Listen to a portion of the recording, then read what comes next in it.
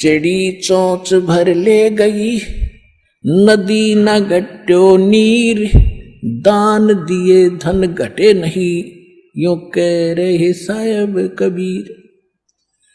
परमात्मा अपना साइन कर रहे हैं इस वाणी को बोल करके, कह रहे साहब कबीर कि दान करने से धन नहीं घटेगा, ये नियम है परमेश्वर का। और दान सुपात्र को करे।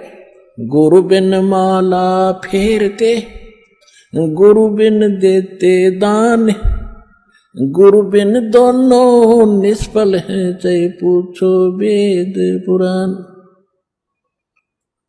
देते को हर देत है, जहां तहां से आण, अण देवा मांगत फिरो, फिर साहिब सुने ना कान। अब परमात्मा ने एक भूमिका करके दिखाई हमारे को कि साईं इतना दीजियो जिसमें कुटुंब समावे।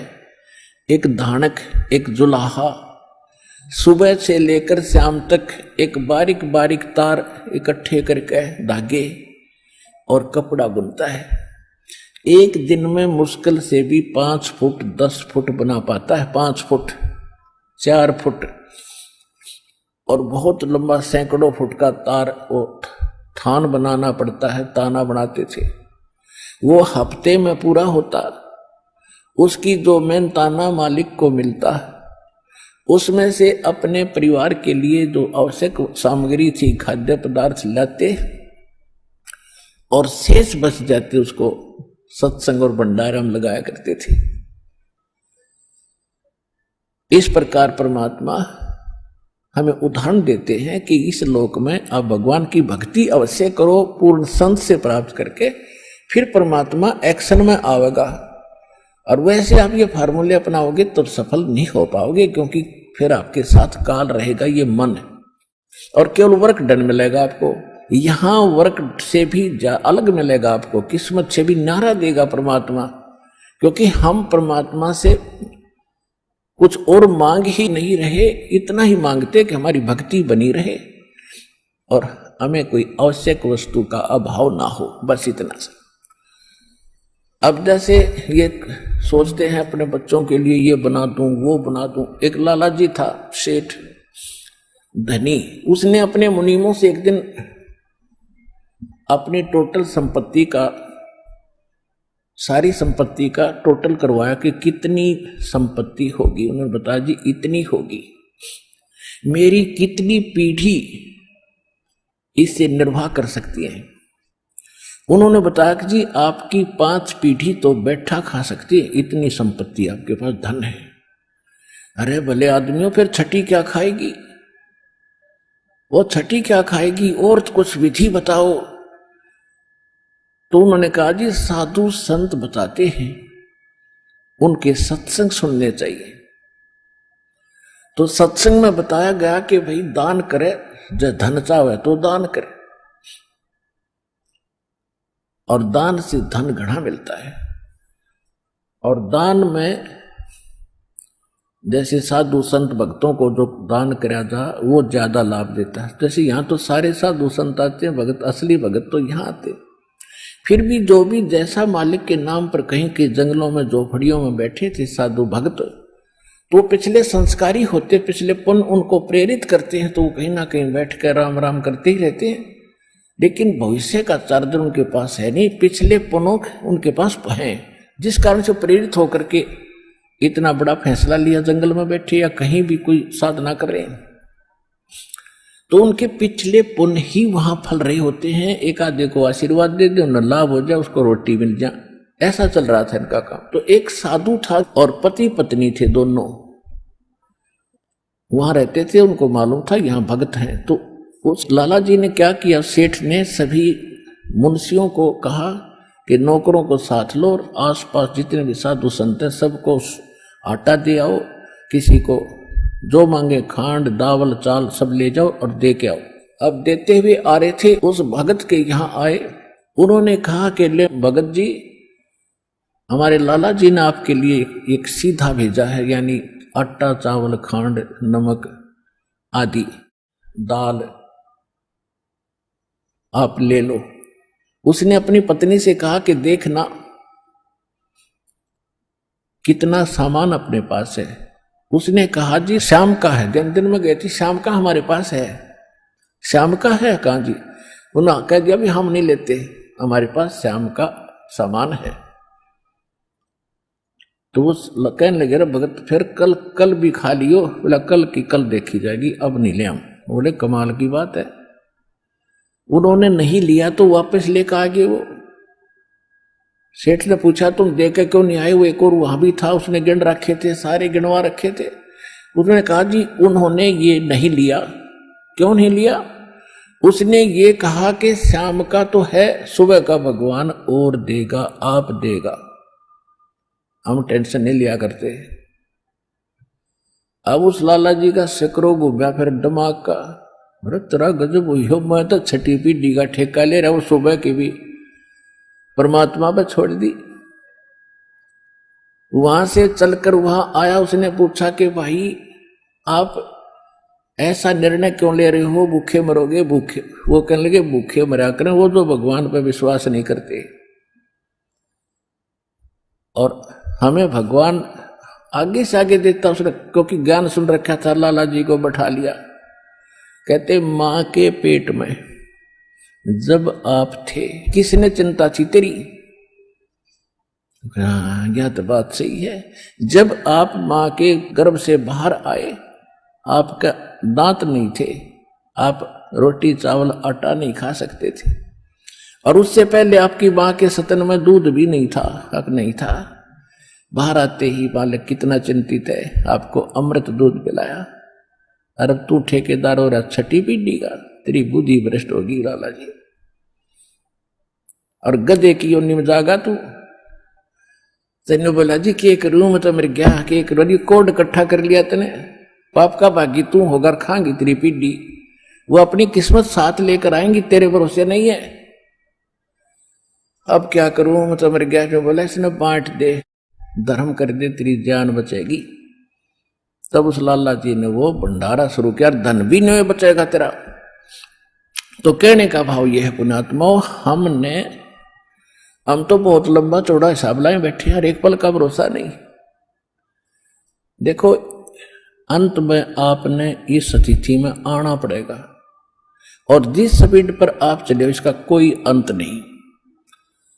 आज किसी के पास एक प्लाट है और थोड़ा सा जुगाड़ होते नहीं, सोचे एक और लूं, और फिर और जुगाड़ हो गया तो एक और लूं, वहां थोड़ा सा ठीक मिल रहा है, रेट ज्यादा होने वाले हैं, वहां भी दाव लग गया तो 30 चौथा और दूसरे शहर में ले लूं, इतने मृत्यु हो जाएगी। और फिर कुत्ता बने के वहां घूमया करेगा, सैर सपट्टे करता।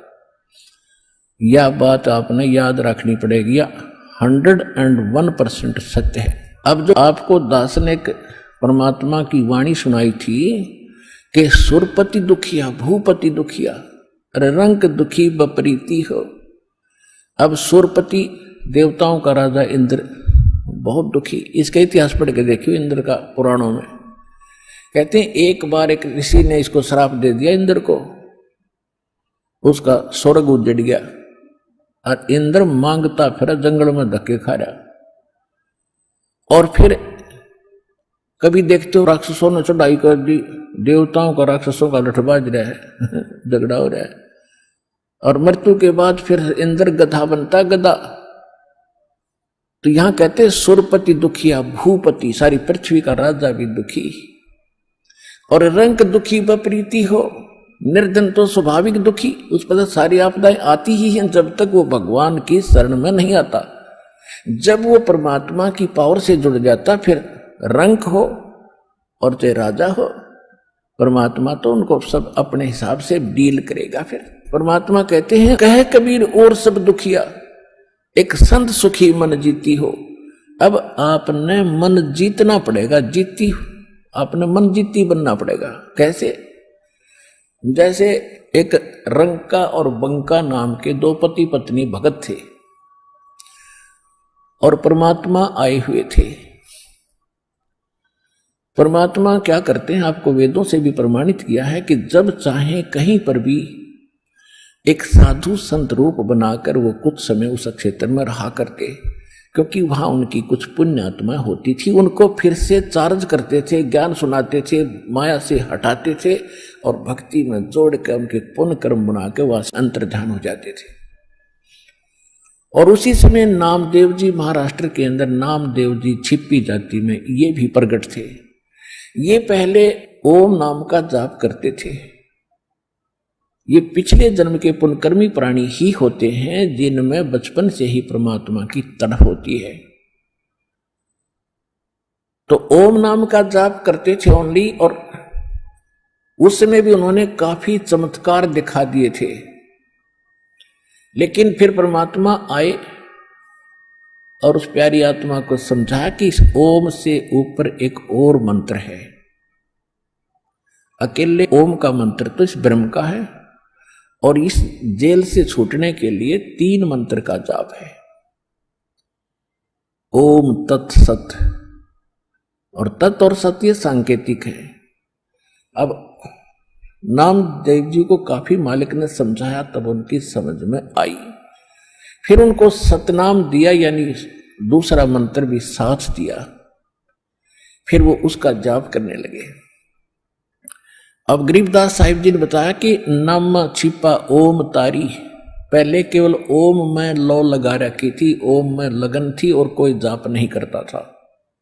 और पीछे सोहम भेद विचारी, बाद में उन्हें सोहम का ज्ञान हुआ। और सार शब्द इन दोनों से ऊपर है, सोहम ऊपर और है, सत्सुकृत एक नाम गरीबदास जी ने अपनी वाणी में लिखा है। कहते नामा छिपा ओम तारी, पीछे सोहम भेद विचारी, और सार शब्द पाया जद लोई, आवागमन बहुर डावे। तब नामदेव जी का कल्याण हुआ। जब परमात्मा आए भी थे उनको सार नाम दिया नहीं था, मालिक समझाया करते थे, सतनाम प्राप्त था। लेकिन पिछले संस्कार इतने प्रबल थे। एक दिन नामदेव जी जा रहे थे कहीं से, और साथ में रास्ते में एक मंदिर था। मंदिर में ब्राह्मण लोग अपनी आरती उतार रहे थे, और आरती उतार रहे थे, बड़ी लय से गा रहे थे। नामदेव जी के भी वो परमात्मा की आरती का धुन लगी। वो तो घंटियां बजा रहे थे, कोई ऐसे झालर पीट रहा था, लगा रहा था, और उसने अपनी दोनों जूती निकाल ली। जूती होती थी, दोनों निकाल ली, उनको ऐसे बजाते हुए, और वो आरती गाते हुए ब्राह्मणों के बीच में घुस गए भगवान के दर्शनार्थ मंदिर में। अब पंडितों ने देखा कि ये छोटी जाति का हाथों में जूते लेकर आ गया हमारे बीच में, इसने तो भ्रष्ट कर दिया भगवान के मंदिर को। और वो धुन में लगे हुए थे, उनको धक्का में जावा नहीं, वो अपने मंडरे उसको पकड़ कर जबरदस्ती घसीट के और मंदिर के पीछे पटक दिया। वो वहां पड़े पड़े भी ऐसे आरती गा रहे और जूतियों से पीट रहे। परमात्मा ने वो मंदिर का मुख नामदेव की तरफ कर दिया। पंडित जी पिछली साइड में पिटड झालर पीछे न खड़े।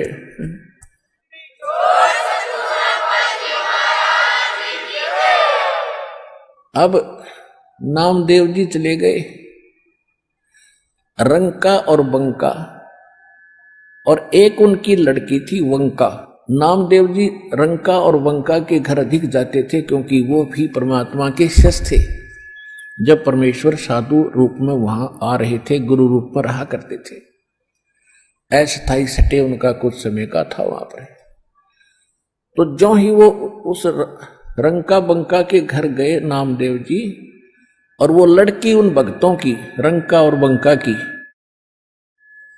एक पट्टी तैयार करे थी, जैसे अपने देसी औषधि बना के हल्दी कूट के तेल में पका के। नामदेव ने पूछा, बहन क्या कर रहे हो ये? वो कहने लगी, भाई तेरे खोदे हुए खड्डे आट रही हूं। अब मैंने क्या कर दिया कि भाई तू कतई नहीं मानता, भगवान गुरुदेव जी कितना संकेत करते हैं, भाई तुम अपनी यह अंगा मत दिखाया करो, अपनी शक्ति का प्रदर्शन ना करा करो, थारा भट्ठा बैठ जाएगा। पर भाई तुम बाज नहीं आता। और भक्तों की इज्जत रखने के लिए भगवान को दुख उठाना पड़ता है। तेरे को क्या जरूरत थी वहां उस मंदिर में घुसने की। और जब तेरे को बाहर पटक दिया ना भगवान की इज्जत का, तेरी इज्जत नहीं भगवान की इज्जत थी वहां पर। भगवान का नाम लेनिया नहीं रहे वो कोई, सबको पता था कि उसका भगत है, उस गुरु का। परमात्मा नाम बदल कर वहां रह रहे थे।